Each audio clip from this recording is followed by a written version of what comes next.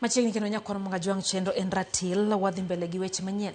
Tudruok e kind kanisa kod josiasa ma pacho ka osebedo kanyuolo paro mopogore opogore anyate kinde mag yiero kod bang' yiero.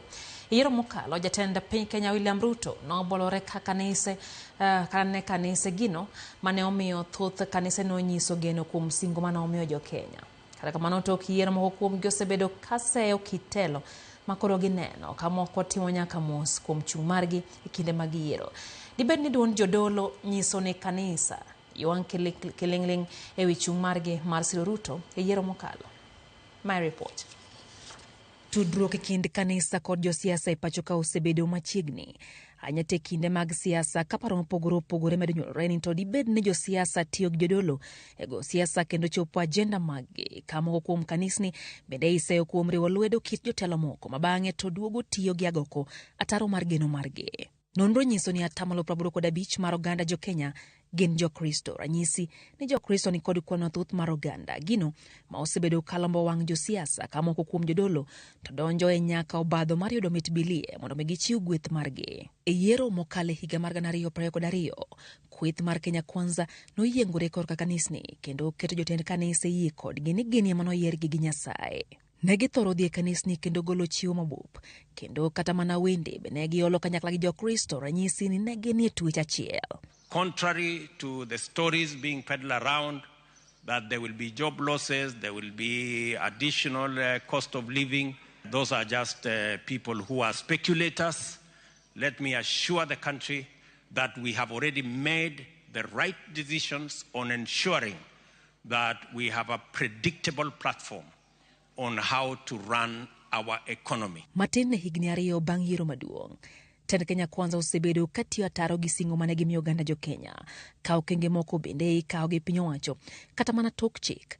Pek mar ngima bende omero oganda jo Kenya ka oganda inego helu kendo ikwanyo e bunge koda ore. Ma osekelo chich ne moko kuom kanisni anyato mago manosiro tend Kenya Kwanza ka moko kuom gi osewuok oko mar timo mos kuom kwayo rombe mondo mi osir josiasa go lwedo kendo lugi. Till now, I have always been thinking that this government is a government of God. Kwa maana wakati huu wote nilikuwa nafikiria serikali hii ni serikali ya Mungu. Because it's the one we voted kwa for. maana ndio tulioichagua.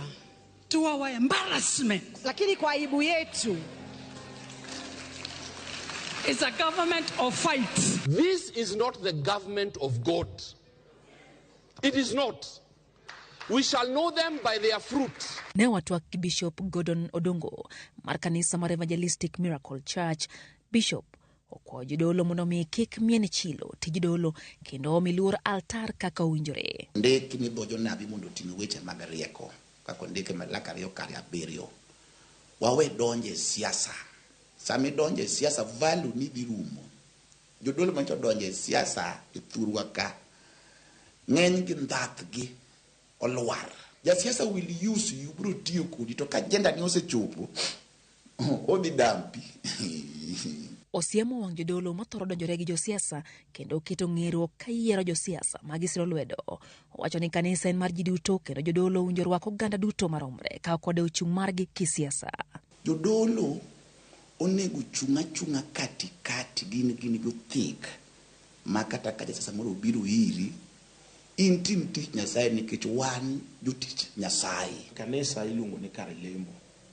Kar lemo en kama oyiene ji te donje. Josiasa donje, oganda te donje. To koluonge ni kar lemo to bede kar lemo. Jadolo Odongo kwa serikal mondo mi ogoye break kendo orang malongo kaka itao piny Kenya mondo gikaw okenge mag konyo oganda jo Kenya kaka ne gisingo. To dang' waris di alam ni jihinyore piny ka. Ok dhi maber. Koro ng'iya ni yo mora mora dang' utigo ka Nyasaye pod oketo gi e power mondo at least kila ng'ato nwang' kaka diket law kuome to ket chiemo e mesa. Moko kuom jodolo bende omedo kwero kitelo ma jatend piny Kenya William Ruto osenyiso. Bishop John Okinda mar Pentecostal Evangelistic Fellowship of Africa PEFA oseyo jatend piny Kenya kuom nyumo oganda jo Kenya bugo mar dhier koketo suru malo kendo riedo nengo ngima.